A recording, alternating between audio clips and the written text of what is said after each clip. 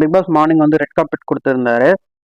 Audience போல்ல கேட்கப்பட்ட கேள்விக்கு வந்து ஜாக்லின் வந்து ரெட் கார்பெட் கொடுக்கணும்னு சொல்லியிருந்தாங்க. ஸோ ரெட் கார்பெட்டை வச்சு அவங்க ஜாக்லின் நடக்கணும். ரெட் கார்பெட் வாங்கினதுக்கு ஜாக்லின் அழுதுட்டு இருந்தாங்க. இந்த வாரத்துக்கான 3 பெஸ்ட் பெர்ஃபார்மன்ஸ் தேர்ந்தெடுக்க சொல்லியிருந்தாங்க. யாருன்னா பவித்ரா, முத்து, ஜெஃப்ரி இவங்க 3 பேரையும் வந்து பெஸ்ட் பெர்ஃபார்மன்ஸாக தேர்ந்தெடுத்தாங்க. அப்புறம் ஒர்ஸ்ட் பெர்ஃபார்மன்ஸ்க்காக நடந்துச்சு. அந்த ஒர்ஸ்ட் பெர்ஃபார்மன்ஸில் வந்து சௌந்தர்யா அப்புறம் வந்து அன்ஷிதா இவங்க 2 பேரையும் ஒர்ஸ்ட் பெர்ஃபார்மன்ஸை தேர்ந்தெடுத்திருந்தாங்க. கேப்டன்சி டாஸ்க் நடந்துச்சு. ஃபர்ஸ்டே வந்து ஜெஃப்ரி வந்து வெளில போயிட்டான் முத்து வந்து கோல் போட்டதுனால.